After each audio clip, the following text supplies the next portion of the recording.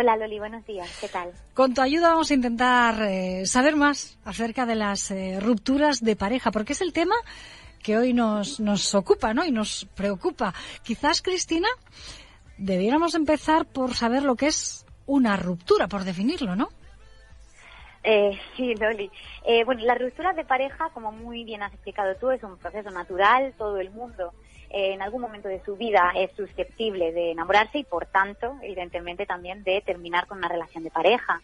Las rupturas de pareja desde la psicología se enfocan como un duelo. Si nos paramos a pensarlo bien, hay muchísimas personas que han podido incluso llegar a definir las sensaciones que han sentido tras una ruptura como las similares a las que han sentido por la pérdida por fallecimiento. Incluso, esto es curioso, Loli, no sé si tú la conoces, hay una enfermedad asociada a este proceso que se llama cardiopatía de Takotsubo o síndrome del corazón roto, que consiste en un ataque cardíaco que ocurre después de haber experimentado una pérdida asociada a estrés físico y emocional. O sea, que fíjate la envergadura, ¿no?, de estas emociones que se pueden llegar a sentir cuando hay una ruptura. Claro. Incluso en los duelos más de ruptura más extremos o más traumáticos, algunas personas que también han perdido por fallecimiento a un ser querido incluso llegan a decir que esta emoción es muchísimo más descarnada o dolorosa. Evidentemente siempre salvando las diferencias y que nadie me malinterprete, ¿no? Pero sí que muchas personas han llegado a reflejar como un mayor dolor o incluso un dolor más despiadado cuando se trata de una ruptura sentimental, comparándola con otro tipo de duelos. Y esto se puede deber a veces a varios factores, ¿no? Algunos de esos factores podría ser el hecho de que cuando yo rompo con mi pareja, esa persona sigue siendo accesible. Ese factor esperanza, el saber que esa persona tiene una vida paralela al otro lado, en la que yo ya no tengo cabida, o incluso saber que te puedes encontrar con esa persona en cualquier momento, con él o con algún estímulo que provenga de él, puede ser muy doloroso, ¿no? También el hecho de que la persona ha decidido poner fin a esa relación de pareja y ha sido por decisión propia, lo que pone un poco en jaque nuestro autoconcepto, nuestra valía personal, nuestra autoestima, nos hacemos muchísimas preguntas, intentamos encajarlo, intentando hacernos responsables de eso que ha ocurrido. Y otro factor que para mí es esencial mencionar en este caso es el apoyo social que recibimos, haciendo esta distintiva entre los dos tipos de duelo. Y es que en los casos de ruptura por fallecimiento, socialmente como que se nos permite un tiempo mayor, ¿no? 1 año, 2 años de duelo para recomponerse. Pero ¿qué pasa con las rupturas sentimentales? Que la gente de nuestro entorno no nos da ni 4 meses de luto para pedirnos, ¿no? Para levántate, sal, haz vida normal, recomponte, que no es para tanto, ¿no? Por lo que eso hace que a veces las rupturas puedan llegar a ser muy dolorosas, muy difíciles por este tipo de factores y por otras cosas que vamos a ir mencionando ahora, ¿no?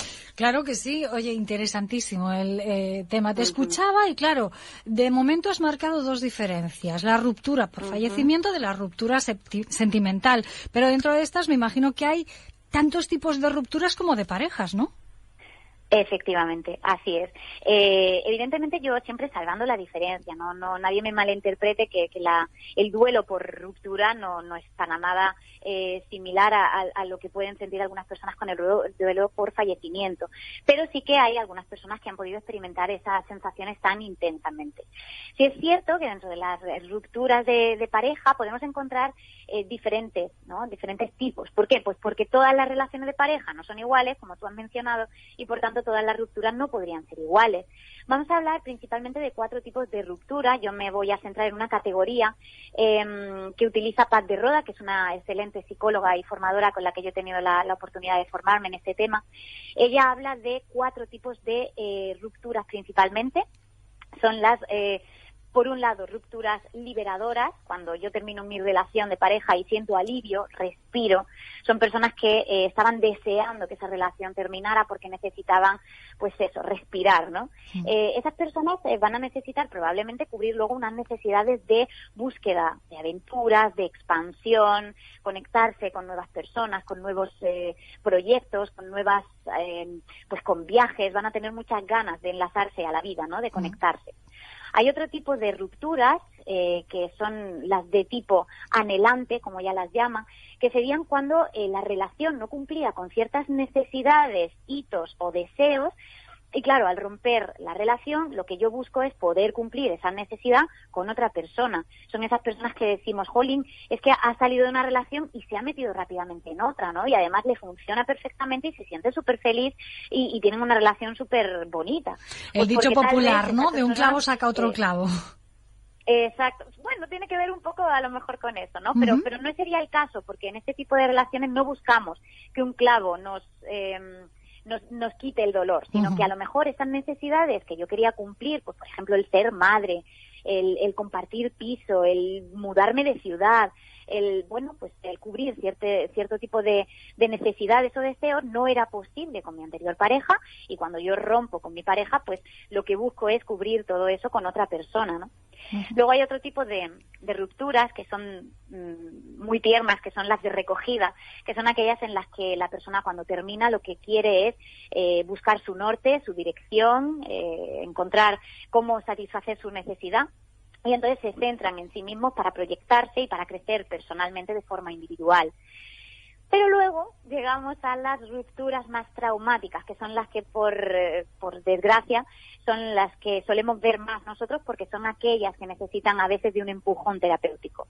Estas relaciones estas rupturas suelen ser traumáticas por el hecho de que son súper dolorosas, muy limitantes para la persona que las sufre, e incluso puede afectar a todos los sistemas de respuesta a nivel laboral, familiar, personal.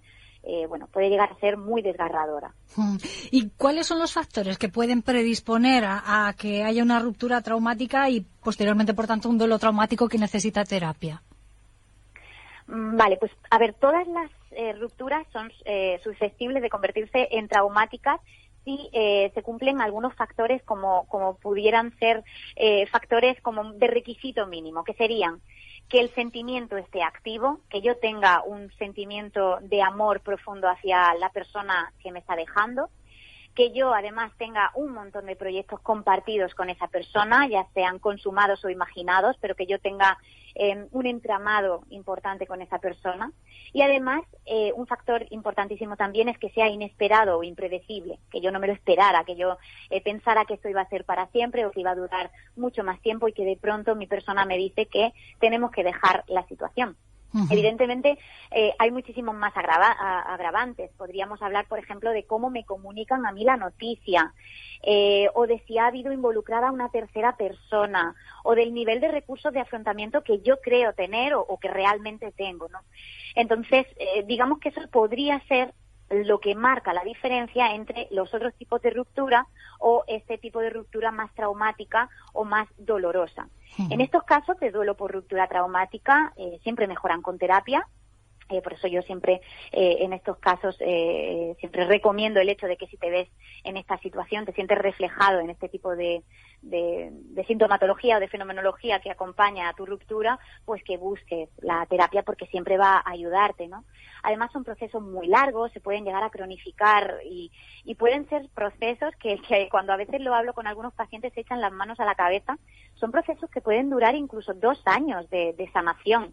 Hay una autora, Nancy O'Connor, incluso que habla de esos 2 años y nos dice, bueno, que de 0 a 8 meses sería como romper con esos antiguos hábitos, de 8 meses a 1 año incluso empiezas a reconstruirte, de 1 año a 2 años empiezas a buscar un nuevo objeto de amor y que terminas de reajustarte del todo a los 2 años. O sea que fíjate la envergadura de todo esto.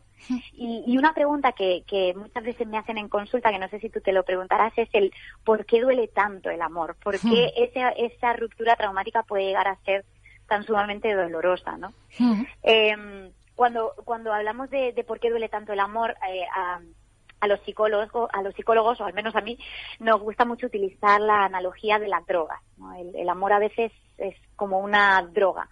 Es cierto que en cierto sentido el amor actúa como una droga muy potente, porque al desaparecer provoca como un síndrome de abstinencia por esa deprivación química. Ten en cuenta que el amor, ya hemos hablado en otros capítulos, en otros podcasts, de que es una bomba química muy potente. Al desequilibrar esa bomba química, pues imagínate, esa deprivación provoca un síndrome de abstinencia tal cual como el que podemos encontrar en el caso de las drogadicciones. Uh-huh. Además, a nivel neurológico, que a mí siempre me gusta dar esos datos, hay cambios estructurales en el cerebro, se ha comprobado que se activan áreas de dolor físico, y además hay cambios en el cíngulo, que es un área que está implicada en los mecanismos del trastorno obsesivo-compulsivo, por eso de la obsesión y la rumia. Con lo que, para que veas que tiene una causa neurológica, hay un porqué a nivel biológico de por qué el amor puede llegar a doler tantísimo, claro. Además de porque se han roto entramados vitales, proyectos, se pierden roles desempeñados por cada miembro de la pareja, se pierde la biografía en común, se tambalean las creencias, las expectativas, en fin. Nos vuelve la vida del revés. Sí, pero me encanta que me digas esta explicación científica y dentro del campo de la neurología todo lo que se ha estudiado y ya se sabe confirmado y de manera objetiva, porque hay veces que nos ponemos en el terreno de las emociones y pensamos que va muy distante del terreno, del plano físico, ¿no? Y van absolutamente interrelacionados. Eso es algo que aprendemos cada jueves en este espacio. Todo aquello que sentimos nos afecta y sobre todo cuando hablamos del amor. Por ello te quiero pedir, no podemos cerrar este espacio dedicado a la pareja y a las rupturas de pareja y a todos sus efectos sin unos consejos o unos tips para llevar de la mejor manera posible una ruptura. Pues claro, cómo no. Bueno, yo cuando alguien me llega a terapia con un problema de ruptura o cuando alguien de mi entorno viene con esta problemática, lo primero que yo siempre digo es que tenemos que normalizar el sufrimiento que sentimos con esta ruptura, porque es un proceso natural y evidentemente donde ha habido tanto amor, luego siempre hay ese componente de sufrimiento y de dolor. Es totalmente comprensible y tenemos que normalizar y darnos nuestro permiso y nuestro tiempo para sentir esas emociones, ¿no? Pero luego poniéndonos un poco más remangándonos y poniéndonos un poco más a trabajar, algunas pautas que yo siempre doy son, por un lado, la importancia de oficializar la ruptura. Por ejemplo, a veces no queremos oficializarla, no queremos decirle a nuestro entorno que esta relación se ha terminado por el simple hecho de no querer aceptar que realmente ha ocurrido, ¿no? Nos quedamos ahí en una primera etapa de negación en la que no somos capaces de verbalizar abiertamente, oye, mira, esta pareja o esta relación se ha terminado. Entonces, uno de los primeros pasos que yo digo es intentar oficializar la ruptura, hacer consciente a la persona de nuestro entorno, a nuestros familiares, a nuestros amigos, de que estoy en un momento de sufrimiento y que ha ocurrido lo que ha ocurrido.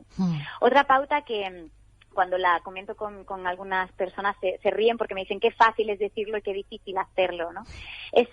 Para reducir el dolor o para evitar que se cronifique, tenemos que hacer una restricción estimular. A eso lo llamamos contacto cero. Y cero significa totalmente cero.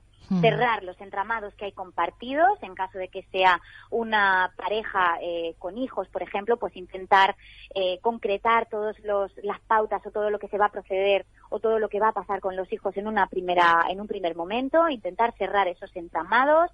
En caso de que haya un alquiler, una vivienda, un lugar, un coche, algo que tengamos compartido, pues intentar cerrar con ese entramado desde el primer momento e intentar cortar de raíz luego o intentar tener el contacto mínimo con esa persona en los casos en los que no se puede hacer cero totalmente. Últimamente el perro, Cristina. Sí. Últimamente muchas parejas, indistintamente de la edad, comparten perro.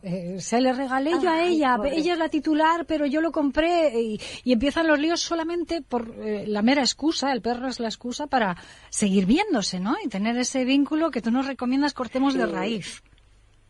Sí, en algunos casos sirve de excusa, en otros casos es que efectivamente el perro puede llegar a ser tan importante en la unidad familiar como un hijo a veces. Entonces, yo siempre recomiendo en estos casos en que al principio de la ruptura haya, si se necesita con mediadores, pues con mediadores, pero que haya un contacto principal para determinar qué vamos a hacer con los hijos, con el coche, con el perro, con la casa, y una vez que eso esté totalmente tejido, que ya sepamos lo que va a pasar con nosotros, el contacto debe de ser cero. Yo a todos mis pacientes, a todos mis pacientes, clientes o personas de mi entorno, siempre les digo que hagan un hincapié tremendo en conseguir ese contacto cero, cerrando los entramados, intentando también contacto cero a través de las redes sociales, que eso ahora mismo es, como comprenderás, lo más difícil. Un poco, es horroroso, es horrible, las redes sociales pueden llegar a hacer un daño brutal. Y también, pues yo siempre aviso de, oye, pues tengo un plan B en caso de que haya un contacto estimular con esta persona, en caso de que te encuentres una foto, que te encuentres con su hermana, con su prima, con su madre, ten un plan B.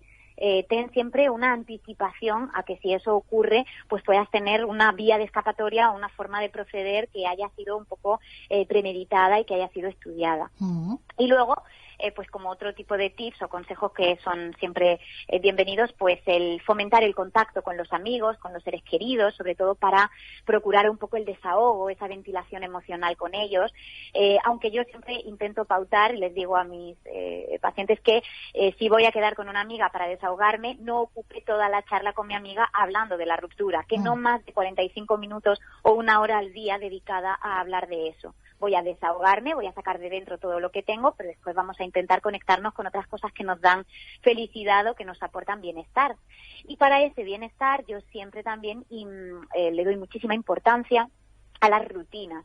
Hay que intentar recuperar rutinas, sobre todo cuidar la rutina de sueño, de comida, conseguir un plan de activación, y para ese plan de activación yo siempre recomiendo los paseos en la naturaleza, el deporte, para segregar endorfinas, para segregar una serie de neurotransmisores que me van a hacer sentir mejor, que me van a conectar con sensaciones de bienestar, y sobre todo aumentar las actividades distractoras, sentirme acompañada, conectarme con tareas que me den placer, tener siempre un listado de actividades placenteras del que echar mano.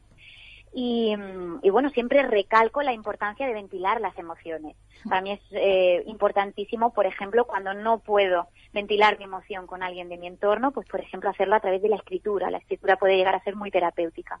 Y para todos los casos en los que eso no sea suficiente, pues siempre estamos nosotros en el despacho para poder ayudar en todos estos procesos. Qué bueno. Y en la radio cada semana, cada jueves que abrimos esa ventana al mundo a través de nuestra sintonía, con consejos, con realidades y con evidencias tan importantes como la que hoy hemos tratado, que nos viene bien para nosotros e incluso pensando como madres y padres de cara a nuestros hijos, porque si es difícil para nosotros superar una ruptura, cuando le toca a nuestro hijo o a nuestra hija y los vemos pues tan vulnerables y nosotros tan indefensos sin darles herramientas, pues también duele. Y hoy yo creo que con lo que nos has contado nos lo pones muchísimo más fácil. Me quedo con esos consejos, con esos tips. Normalizar el sufrimiento, oficializar la ruptura, contarlo, no vamos a esconderlo. No vigilar a la expareja, cerrar el contacto directamente, tener ese plan B por si acaso, por si de repente nos lo encontramos o surge de alguna manera. Y esas rutinas del sueño, la comida, el paseo, el deporte, fomentar el contacto con amigos, buscar que no haya agujeros en nuestra vida y aumentar esas actividades que nos distraigan. Con eso vamos a poder superar ese duelo de manera a priori, ¿no? De manera inminente. Eso, o al menos facilitarlo. Y si vemos que esto no funciona, pues lo dicho, terapia, que también para eso están, para ayudarnos. Igual que si nos duele una muela, vamos al dentista. Cuando nos duele el corazón, el psicólogo o la psicóloga nos está esperando para darnos soluciones. Cristina